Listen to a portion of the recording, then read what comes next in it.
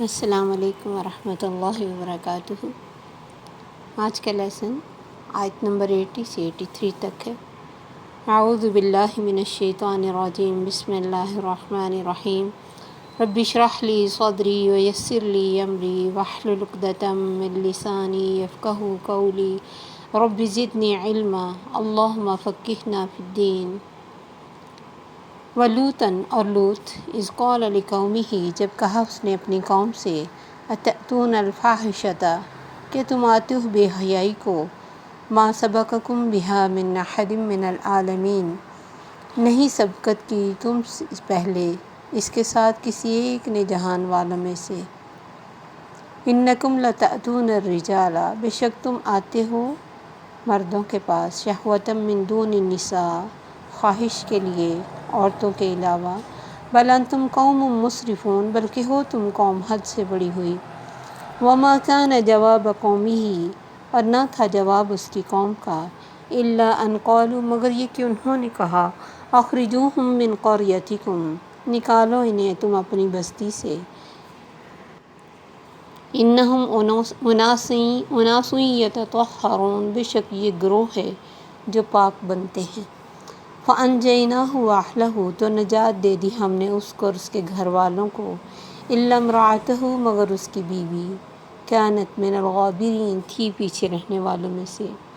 وامطرنا علیہم مطرا اور بارش کی ہم نے ان پر بارش، فانظر کیف کان تو دیکھو کیسے ہوا، عاقبۃ المجرمین انجام مجرموں کا۔ لوط علیہ السلام کی قوم میں جو برائی تھی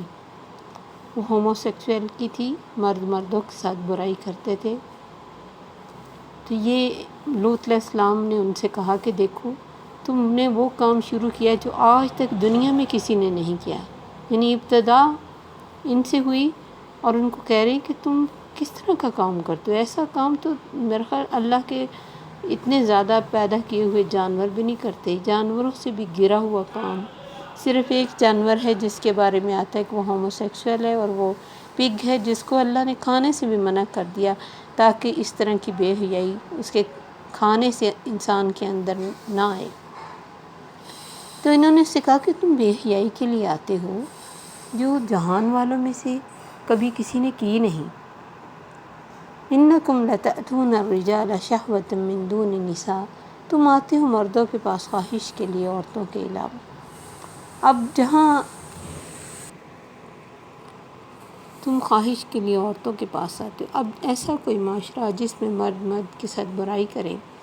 وہاں عورت کی حیثیت ہی کیا رہ جاتی،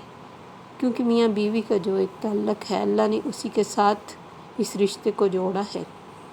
اور اسی کے ساتھ آپس میں ایک نسل کا آغاز ہوتا ہے۔ اگر وہی بے حیثیت ہو جائے تو پھر ایک تو نسل کشی ہوتی، دوسرا عورتوں کی حیثیت ختم ہو جاتی، ایک فالتو پرزہ۔ تو اللہ نے عورت کو بھی اس میں پروٹیکٹ کیا، حالانکہ اس طرح کے قانون باہر پاس ہو چکے ہیں کہ یہ جائز ہے، اور اس کے برے اثرات لوگ دیکھ بھی رہے ہیں اور آگے بھی دیکھیں گے۔ تو انہوں نے کہا کہ تم خواہش کے لیے عورتوں کے پاس آتے ہو بلکہ تم قوم و حد سے بڑی ہوئی۔ اسراف کیا ہوتا ہے؟ جو اللہ نے باؤنڈری لگائی اس کو کراس کر جانا، تو تم اسراف کر رہے ہو۔ اللہ نے یہ طریقہ نہیں رکھا ہے زندگی گزارنے کا، اور یا اس طرح کی انجوائمنٹ جو تم نے کر لی، یہ تو اللہ کی حدوں کو کراس کرنے والی بات ہے۔ ایک نارمل طریقے سے، اچھے طریقے سے ان کو ہر طرح سے سمجھایا، لیکن وہ قوم کسی بھی طرح صحیح بات ماننے کے لیے تیار ہی نہیں تھی۔ شیطان انسان سے ایسے کام اس لیے کرواتا ہے، ایک تو اس سے قتل اولاد مطلب ظاہر ہے اولاد کم ہوگی جب مرد اس ایسے کاموں میں لگیں گے، اور دوسرا یہ کہ اللہ کی حدوں کی مطلب خلاف ورزی، اور تیسرا فحاشی عام ہوگی۔ ظاہر ہے یہ سارے قانون کو اس نے باہر کے ملکوں میں اگر پاس ہوا ہے تو کہتے کہ کالے گورے کا میرے خیال میں بہت فرق ہے۔ کالے لوگ یہ کام کم کرتے ہیں، اس لیے انگریزوں کی عورتیں چاہتی ہیں کہ ہم کالے انسان سے شادی کروائیں تاکہ وہ اس طرح کے کسی برائی میں نہ ملوث ہو۔ تو اس سے پتہ چلتا ہے کہ عورت کو بھی ذہنی طور پر کتنی تکلیف ہوتی ہوگی اگر اس کا شوہر اس طرح کا کوئی کام کرتا ہو، اور جس طرح کی آج کل کے دور میں ایڈکشن ہو رہی ہے ان چیزوں کی، اور چھوٹے چھوٹے بچوں کو بھی بڑے لوگ، یہ تاکہ قاری حضرات بھی ایسے بہت سارے سنیں گے، تو اس دور میں بہت زیادہ بچے کی تربیت کرنی چاہیے، اور بہت اچھے طریقے سے باپ کو چاہیے کہ وہ اپنے بچے کو ہر چیز کنوے کرے، اسے صحیح اور غلط کا مطلب آگہی دے، تاکہ وہ اس طرح کی کسی بھی برے انسان کی لپیٹ میں نہ آئے۔ اور اسی طرح عورتوں کو بھی اسی لیے پردے کا اللہ نے حکم دیا نا، کہ عورت کا بھی عورت سے پردہ ہے، اور اس طرح جا کے پارلرز پہ اپنے فل باڈی ویکس کرانا یا انڈر لیگ اور انڈر آرم کرانے کی سارا ظاہر ایسی عورت بے لباس ہوتی ہے، اور اسی سے یہ برائیوں کے پھر راستے کھلتے ہیں۔ اسی لیے اللہ نے فرمایا نا کہ وَلَا تَقْرَبُوا الزِّنَا، زنا کے پاس بھی نہ جاؤ، تو وہ اسی وجہ سے کہ کوئی ایسی حرکت نہ کرو جس سے یہ برائی بڑھ جائے، اور یہ بالکل غیر انسانی اور غیر فطری اور حیوانی سطح کا فعل ہے۔ اس سے مطلب کوشش کرنی چاہیے کہ بچوں کو ہر چیز سے آگاہ کر دیا جائے۔ تو اس قوم نے بجائے اس کے کہ اپنی اس غلط حرکت کو مانتے یا پھر اس پہ شرمندہ ہوتے،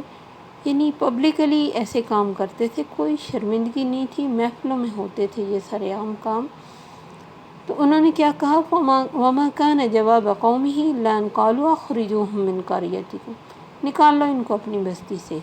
ہمیشہ جو اچھے لوگ ہوتے ہیں ان کو لوگ اسی طرح کہہ کے ٹانٹیاں طنز کرتے کہ ہاں بھئی تم تو بہت نیک ہو، تم تو بہت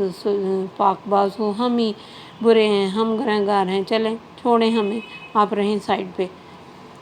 تو انہوں نے بھی کہا انہیں اپنی بستی سے نکالو، انہم اناس یتطہرون، یہ بڑے پاک باز بنتے ہیں، یعنی خود کو غلط کہنے کی بجائے ان کو طنز کی کہ یہ پاک بنتے۔ اور اس کام میں نہ صرف یہ کہ مطلب پوری قوم تھی، حتیٰ کہ لوط علیہ السلام کی بیوی بھی ان کے اس فعل کو برا نہیں سمجھتی تھی، گھر میں کوئی مہمان آتا تو لوگوں کو اطلاع کرتی۔ نوح علیہ السلام اور لوط علیہ السلام دونوں کی بیویاں باوجود انبیاء کی بیویاں ہونے کے آگ میں گئیں، اور پورا اس عذاب میں ساتھ لپیٹی گئیں جو عذاب اس قوم پہ آیا۔ تو انہوں نے اس طرح کی طنز کر کے تو خود کو یعنی اچھا ہی ثابت کیا اور اپنے کام کو غلط نہیں کہا۔ تو اللہ فرماتے آخر جتنا ٹائم گزرنا تھا گزرا، اللہ فرماتے میں نے نجات دی اس کو اور اس کے گھر والوں کو۔ گھر والوں میں کون تھے؟ روایات میں ہے کہ آپ کی 4 بیٹیاں تھیں جو صرف ایمان لے کے آئی تھیں، اور کوئی بھی آپ کی بات نہیں سنتا تھا، اور ان کا جو علاقہ تھا یہ سیدنا لوط علیہ السلام جو تھے حضرت ابراہیم علیہ السلام کے بھتیجے تھے، اور یہ دونوں اکٹھے عراق سے شام اور فلسطین کی طرف ہجرت کر کے گئے۔ جب انہوں نے اپنے باپ کو چھوڑا تو یہ ان پر ایمان لائے تو ساتھ ہی گئے۔ اس کے بعد ابراہیم علیہ السلام جو تھے وہ مصر کی طرف چلے گئے، جبکہ سیدنا لوط علیہ السلام اردن کے مشرقی جانب چلے گئے۔ وہاں ہی یہ علاقہ تھا جہاں یہ مسئلہ اتنا زیادہ خراب ہوا کہ اللہ نے پھر ان کو نجات دے کے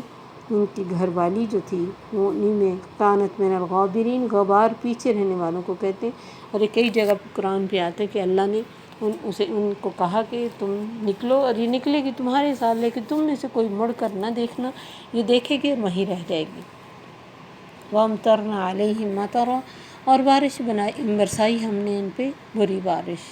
پتھروں کی بارش۔ اب یہ یہاں صرف اتنا سا ذکر ہے، لیکن مختلف مقامات پہ پتہ چلتا ہے کہ اس قوم پہ کئی طرح کے عذاب آئے، کوئی زلزلہ کی بھی عذاب تھا، اور اس کے علاوہ اس قوم کو اوپر لے جا کے الٹا کے پٹکا گیا، اوپر سے پتھر برسائے گئے، اور پتھروں پہ بھی نام تھا جس کے اوپر لگنا تھا۔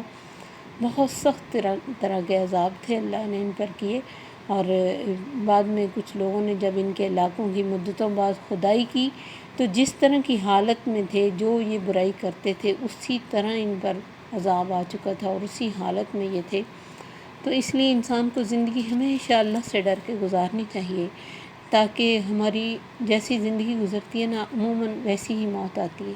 تو اچھے کاموں میں انسان اگر لگا رہے، ذکر اذکار کرے اور اپنی فرائض کو پورا کرے اور اللہ سے ڈر کی زندگی گزارے، تو انشاءاللہ پھر موت بھی اللہ کی طرف سے اچھی آتی ہے۔ اور سب سے بڑی بات اپنے عقیدے کو چیک کرتا رہے، عقیدہ صحیح ہونا چاہیے۔ تو اللہ فرماتے ہیں ہم نے ان پہ بری بارش برسائی تو دیکھو کان عاقبۃ المجرمین کیف کان عاقبۃ المجرمین، تو مجرموں کا انجام کیا ہوا۔ یعنی جرم کے لیے ٹائم ضرور ملتا ہے ہر ایک کو، یہ نہیں ہے کہ فوری مجرم پکڑے جاتے ہیں، ٹائم اللہ دیتا ہے، پورا ٹائم ہر طرح سے وارن بھی کرتا ہے۔ لیکن پھر بھی اگر کوئی قوم اپنے اعمال سے، غلط عمل سے باز نہ آئے تو پھر ظاہر ہے اس کا انجام اللہ دوسروں کو بھی دکھاتے ہیں کہ تم یہ حرکتیں نہ کرنا۔ ہو سکتا ہے کسی کے ذہن میں آئے یہ کچھ آج کل بھی ہو رہا ہے تو پھر عذاب کیوں نہیں آتا۔ جب ایک نبی کے ہوتے ہوئے، نبی کے منع کرنے کے باوجود، وحی کے آنے کے دوران کوئی غلط حرکت کرتا ہے تو اس کا جرم بہت بڑھ جاتا ہے۔ جرم تو جرم ہی ہے، وہ آج بھی جرم ہے، کوئی اس کو صحیح نہیں کہتا۔ لیکن جب نبی کے ہونے پر کوئی قوم نہیں مانتی اور پوری قوم ایک ہی جرم میں مبتلا ہو جاتی، پھر اسے غلط بھی نہیں سمجھتی۔ اس وجہ سے ان کا جرم بہت بڑھ گیا کہ اللہ کے نبی موجود تھے، اپنے غلط کاموں کو انہوں نے صحیح کہا اور ان کی کوئی بات نہیں مانی، اور پوری قوم ایک جرم میں مبتلا ہو گئی۔ اکثریت جب ایسے ہو تو پھر آخر نتیجہ اللہ اسی طرح نکالتے ہیں کہ اس کو ان کو ختم کر کے دوسروں کو دکھاتے ہیں کہ دیکھو اگر کچھ ٹائم تمہیں مل گیا برائی کے باوجود، تمہاری پکڑ نہیں ہوئی تو اس کا مطلب یہ نہیں کہ تم پکڑے نہیں جاؤ گے۔ اللہ کی پکڑ بہت سخت ہے اور اللہ کی پکڑ سے ہمیشہ بچتے رہنا چاہیے اور دعا بھی کرنی چاہیے کہ اللہ ہمیں ہر طرح کی برائی سے، ہمیں اور ہماری اولادوں کو بچا کے رکھے، فتنوں کے اس دور میں ہماری اولادوں کو ہماری آنکھوں کی ٹھنڈک بنائے، متقین کا امام بنائے اور ہمارے لیے صدقہ جاریہ بنائے۔ السلام علیکم ورحمۃ اللہ وبرکاتہ۔